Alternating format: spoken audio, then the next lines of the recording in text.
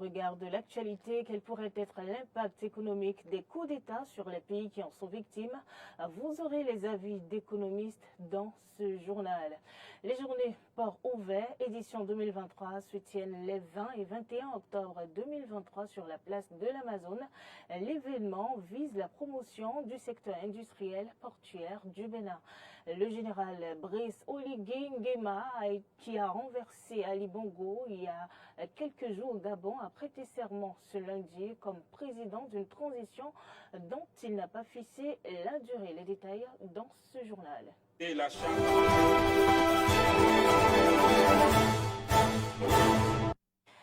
Merci, Madame, Monsieur, de toujours nous renouveler votre confiance pour vous informer. Il ne reste plus que 2 semaines pour que les enfants retrouvent le chemin des classes. Mais une année scolaire apaisée est souvent conditionnée par la satisfaction des différentes revendications des enseignants. Lesquelles revendications sont portées par les syndicalistes? Où en sont-ils avec le gouvernement? La question a été posée au secrétaire général de la centrale syndicale des travailleurs du Bénin. La réponse est dans ce reportage de Clémence Tonoukouan. Dans quelques jours, l'école béninoise ouvrira ses portes pour le compte de l'année scolaire 2023-2024. Pour une bonne rentrée scolaire apaisée, il faut des enseignants satisfaits ayant le cœur à l'ouvrage. Mais à 2 semaines de la reprise des classes, plusieurs de leurs revendications sont encore insatisfaites. La revendication numéro 1 des enseignants et même des parents d'élèves, c'est le reversement des aspirants au métier d'enseignant, AME. Ils ont un salaire dérisoire et ils ne sont pas payés pendant les vacances. Ils n'ont pas de prime, ni pendant l'année scolaire, ni à la rentrée. Pire, c'est qu'on leur donne une masse horaire extra-texte. À la dernière rencontre avec le chef de l'État en décembre 2022, lorsqu'on parlait de revalorisation des salaires, il a été question de reverser ces AME-là. Donc le Conseil des ministres a confirmé qu'ils seront reversés et tout ça. Malheureusement, jusqu'aujourd'hui, ils attendent et aux dernières négociations, nous avons dit reverser les AME, rien. On apprend encore qu'on est en train de leur demander de confirmer leur disponibilité pour la rentrée. La question de reversement n'est pas la seule revendication des enseignants. À en croire le secrétaire général Kassamampo, il y a d'autres problèmes à régler tels que la non-disponibilité de certains manuels scolaires. Il y a d'autres revendications liées au matériel. Vous savez, par exemple, lorsque vous prenez le cours primaire, depuis 2016 jusqu'à maintenant, du CE1 jusqu'au CM2, il n'y a plus de manuel de procédure en français et en mathématiques. Il n'y en a plus. Donc les enseignants jonglent dans cette affaire d'approche par compétence. À l'heure actuelle, du CI au CP, les enfants n'ont pas les cahiers d'activité. Il n'y a pas de cahier de lecture. Ils n'ont pas ça. Pendant ce temps, ils ont fermé le Centre national de production de manuels scolaires à Porte-Nouveau.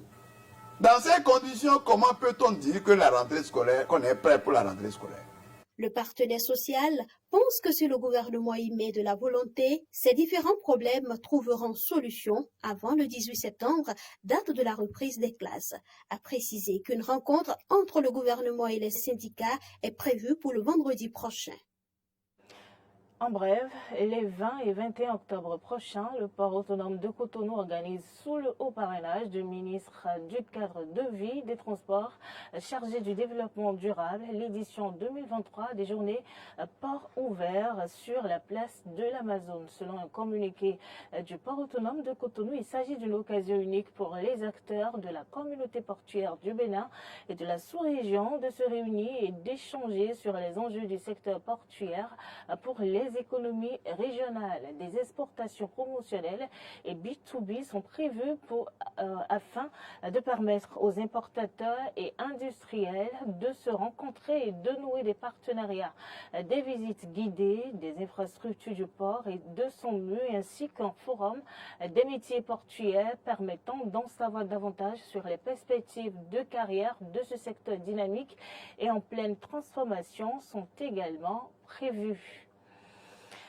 Au-delà de l'instabilité politique qu'engendrent les coups d'État, divers indicateurs économiques sont aussi affectés. Le taux de croissance du PIB, le taux d'investissement ainsi que le taux de chômage sont entre autres conséquences de ces coups de force. Suivez ici quelques journalistes, analystes politiques sur la question des répercussions des coups d'État sur l'économie des pays concernés. Les conséquences de ces coups de force sur les économies sont nombreuses. Quand il y a coup d'État, on voit les institutions sous-régionales qui réagissent. Et l'une des premières mesures, c'est prendre un certain nombre de mesures conservatoires contre les États. Et il y a la fermeture des frontières avec les pays autour de ces États. Ça limite déjà les mouvements économiques, les déplacements. Or, ce sont ces déplacements qui favorisent le développement de l'économie, qui favorisent les mouvements et l'émulation de l'activité économique. L'autre chose, quand il y a ces coups d'État, la BCEAO prend un certain nombre de mesures contre les États. On gèle par exemple les comptes des États, les avoirs des États. Or, les entreprises qui sont dans ces pays et qui commercent avec les pays extérieurs ont besoin de ces avoirs pour aller sur le marché international. Les réserves de change, on en a besoin pour faire des affaires à l'étranger. Mais quand c'est gelé, comment est-ce que vous allez faire les affaires? Les populations elles-mêmes sont impactées parce que quand il y a coup d'État, il y a dysfonctionnement à un certain niveau. L'activité économique ne tourne plus bien. Une entreprise qui est installée par exemple dans un pays, qui a besoin d'importer des outils pour fonctionner, quand il y a coup d'État, ça ne marche plus. On a fermé les frontières. Comment est-ce que vous aurez ce que vous avez commandé? On prend par exemple le cas du Niger et le Bénin. Quand il y a coup d'État au Niger, on a fermé les frontières. Et les sociétés qui se sont installées au Niger et qui doivent commercer, le Niger n'a pas un port, les entreprises qui sont là-bas passent par le port de Cotonou. Quand les produits viennent au port de Cotonou et à cause de la fermeture des frontières, ça ne pourra plus venir au Niger, comment est-ce que ces entreprises vont fonctionner? Il y a cessation d'activité. Et quand il y a cessation d'activité, ou même vous remarquez que les revenus, ce que les entreprises doivent engranger, ça baisse. Et quand il y a baisse, c'est l'économie du pays qui recule. Donc à cause de ces coups d'État, il y a une série d'impacts sur l'économie des pays. Aucun pays ne peut vivre en autarcie. Il n'y a pas de pays qui puisse vivre fermé. Quel que soit ce que vous faites, vous avez besoin à un certain moment d'échanger avec des gens. Quand on parle de coup d'État, ce n'est pas seulement le pays dans lequel il y a eu coup d'État qui est immédiatement impacté, négativement bien sûr, et donc les pays limitrophes, c'est-à-dire les pays qui entourent ce pays principal, sont également concernés par les effets négatifs. Et quand vous prenez l'exemple du Niger, depuis que le coup d'État est intervenu, la frontière du Niger a été fermée avec le Bénin et donc les mêmes frontières en question ont été fermées avec les pays comme le Nigeria et autres. Et donc quand on parle de fermeture de frontières, ça limite déjà les activités. En matière d'investissement, on connaît une chute et également quand on parle du marché de l'emploi, il y a que l'emploi devient précaire et donc on a de fortes chances d'assister à des fermetures à quelques endroits et donc on peut facilement retrouver des gens au chômage. Il y a aussi que quand on parle de coup d'État en matière de conséquences sur les entreprises, on peut noter qu'il y a une baisse au niveau de la coopération avec l'extérieur. Match Mozambique-Bénin, comptant pour la 6e et dernière journée des qualificatifs CAN 2023. C'est le 9 septembre prochain à Maputo. Depuis hier, les préparatifs ont démarré du côté du sélectionneur et des joueurs béninois. Cité au stade général Mathieu Kérékou de Cotonou, Frédéric Espoir Mbambou a suivi pour nous cette première séance d'entraînement. Suivez. Pour cette première revue de troupes, la majorité des guépards appelés par Gernot Rohr a rallié la tanière. Seuls quelques-uns sont encore attendus à l'image de Olivier Verdon ou encore David Kiki. Pour le reste, arrivé au stade aux alentours de 16h15, chacun des joueurs et des membres du staff technique savait ce qu'il y a à faire et s'y est appliqué pour le mieux. Tout va commencer par une séance d'échauffement et de réveil musculaire. Suivra l'étape de toucher et de conduite de balle et enfin des travaux en groupe réduit avec les joueurs de champ et un peu plus loin les gardiens de but. Sous les yeux de quelques férus et autres curieux, la séance d'entraînement, la première de cette série, va connaître une partie de jeu collectif qui viendra clore le programme de la journée. Et dans la tête des joueurs, le 9 septembre, ce sera une bataille du côté de Maputo. Actuellement, je sens que le groupe est vraiment motivé. On sait qu'on va là-bas pour une bataille. On sait que nous allons rentrer avec les 3 points, ça c'est sûr et net. Nous allons rentrer avec les 3 points. On sait ce qui nous attend. Et déjà, la première des choses à faire, c'est de gagner encore la confiance du peuple. Ce qui n'est pas facile à faire, mais on va le faire. On va aller en Mozambique pour gagner. On est conscient de la situation et nous allons vous faire plaisir et nous faire plaisir aussi. Et aller à la CAN, Inch'Allah. Cette rencontre face à l'équipe de Mozambique sonne comme un match piège pour le Bénin. Un match qui n'a souvent pas réussi pour les écureuils devenus guépards ces dernières années. Les cas de la Sierra Leone ou encore du Congo le prouvent à satiété. Mais les joueurs semblent savoir comment s'y prendre. Les détails, en fait, c'est un match qui va être joué tactiquement. Il ne faut pas se jeter, sinon on peut encaisser. La meilleure des choses à faire, c'est de ne pas encaisser, mais d'aller marquer. Cette rencontre, nous sommes tous motivés. On sait que ça ne va pas être facile, mais le mieux, c'est d'aller d'abord au charbon et puis, Inch'Allah, ça va marcher. Et à Marcelin Coupeau d'adresser un message à ses compatriotes. Ouais, déjà, j'ai juste à leur dire de nous donner la confiance qu'il faut, de ne pas nous jeter la pierre de sitôt, de nous laisser faire le boulot qu'on a à faire d'abord, et ils vont voir le résultat. À rappeler que les poulains de Gernot Rohr dans cette rencontre ont impérativement devoir de victoire pour composter le ticket pour la prochaine CAN qui se déroule en Côte d'Ivoire. Au Gabon, le général Oligui Nguema, le nouvel homme fort du pays, a prêté serment hier lundi au palais présidentiel de Libreville. Il promet d'installer des institutions plus démocratiques avant les élections libres et s'engage aussi à amnistier les prisonniers d'opinion. Je jure devant Dieu et le peuple gabonais de préserver en toute fidélité le régime républicain, de respecter et de faire respecter la charte de la transition et la loi, de remplir mes fonctions dans l'intégrité supérieure du peuple, de préserver les acquis de la démocratie, l'indépendance de la patrie et l'intégrité du territoire national. Après avoir prêté serment en tant que président de la transition, Brice Oligui Nguema a annoncé les prochaines actions du nouveau gouvernement sous les applaudissements de l'Assemblée. Le futur gouvernement a réfléchi sans délai sur les mécanismes à mettre en place afin de faciliter le retour au pays de tous les exilés politiques,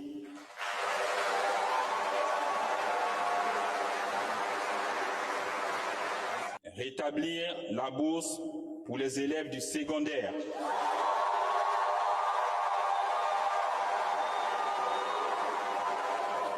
amnistier les prisonniers d'opinion. Et puis, coopération France-Afrique pour la ministre française des Affaires étrangères, Catherine Colonna. La France-Afrique est morte depuis longtemps.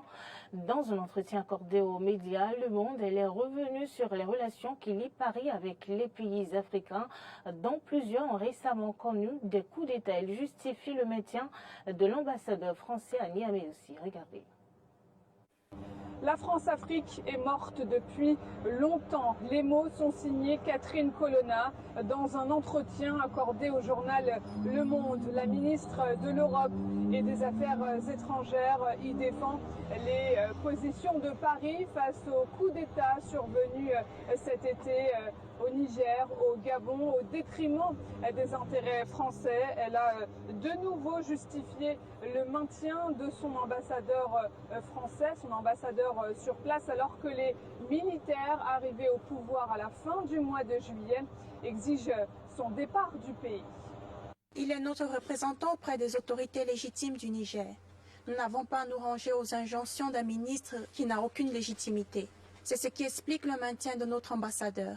Nous nous assurons qu'il puisse faire face en toute sécurité aux pressions des putschistes.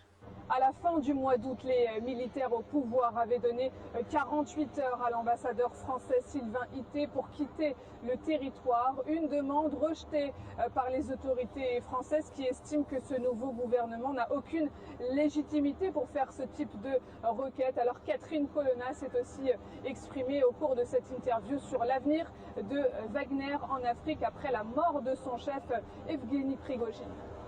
Wagner vient de subir un choc considérable avec la mort de ses fondateurs et de certains de ses cadres. Il est néanmoins trop tôt pour savoir quelles en seront toutes les conséquences. Ce groupe est d'une inefficacité totale dans la lutte contre le terrorisme et le djihadisme, doublé des actions documentées et graves. Mais il faut s'attendre à d'autres tentatives de pillage des ressources et de basses œuvres faites pour la Russie, si ce n'est au nom de la Russie. Concernant la contre-offensive ukrainienne face à l'armée russe, même si elle semble piétiner sur le champ de bataille et malgré l'énorme soutien occidental, Catherine Colonna se veut optimiste. Les Ukrainiens ont toujours dit qu'ils mèneraient leur contre-offensive sur plusieurs mois et non pas en quelques jours ou semaines. Ils disent eux-mêmes que les opérations sont difficiles. Néanmoins, les Ukrainiens progressent et ont percé à certains endroits. Avant de porter des jugements, il faut se souvenir que ce sont eux qui se battent et font le sacrifice de leur vie. La France campe sur ses positions sur le conflit en Ukraine et continue de soutenir Kiev dans son affrontement armé avec la Russie. Alors en Afrique, c'est un peu plus compliqué. Après le Burkina Faso, le Mali, le Niger et désormais le Gabon, la France perd chaque jour un peu plus de son influence au détriment de la Russie, de la Chine ou encore des États-Unis. Et c'est la fin de cette édition de journal. Merci, madame, monsieur, de nous avoir suivis.